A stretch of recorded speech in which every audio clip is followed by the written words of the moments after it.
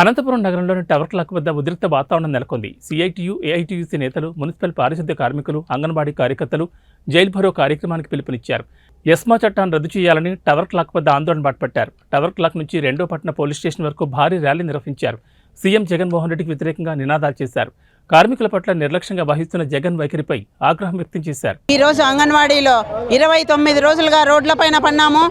మా సమస్య పరిష్కరించకుండా 29 రోజుల నుంచి కాలయాపన చేస్తూ ఈ రోజు సజ్జల రామకృష్ణారెడ్డి అయితేనేమి, బొత్స సత్యనారాయణ గారు అయితేనేమి, మాకు మీరు విధుల్లోకి చేరకపోతే మీ ఉద్యోగాలు పోతాయి, మీ వెనకన రాజకీయాలు ప్రోద్బలం ఉందంటున్నారు. కానీ మా వెనక ఏ రాజకీయ ప్రోద్బలము లేదు. కార్మిక శక్తి ఉంది. మా కడుపు మండి మేము మా సమ్మెను మేమే చేసుకుంటున్నాము.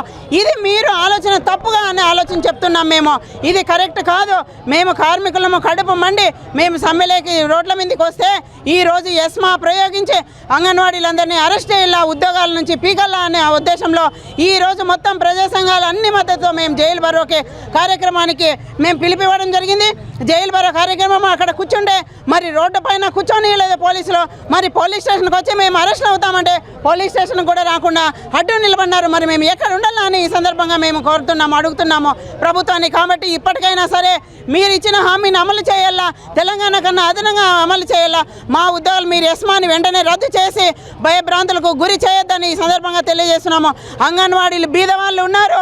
ఇదే జరగలేక నెలముండి జీతం లేదు, తినడానికి లేదు, పిల్లల చదువులకి లేదు, గోడోమని ఏడుస్తున్నారు. మా పరిస్థితి ఏంటని ఈ రోజు మీరు ఎస్మాని ప్రయోగించి ఉద్యోగాలు తీసేస్తామని వాళ్ళని ఏడిపిస్తున్నారు.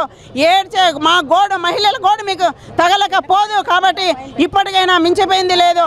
సీఎం గారు ఆలోచన చేయండి. మీరు మా ఉద్యోగం మాకు భద్రత కల్పించి ఎస్మా చట్టాన్ని రద్దు చేసి మాకు జీతం పెంచాలా. అంతవరకు మేము సమ్మె విరమించబోము.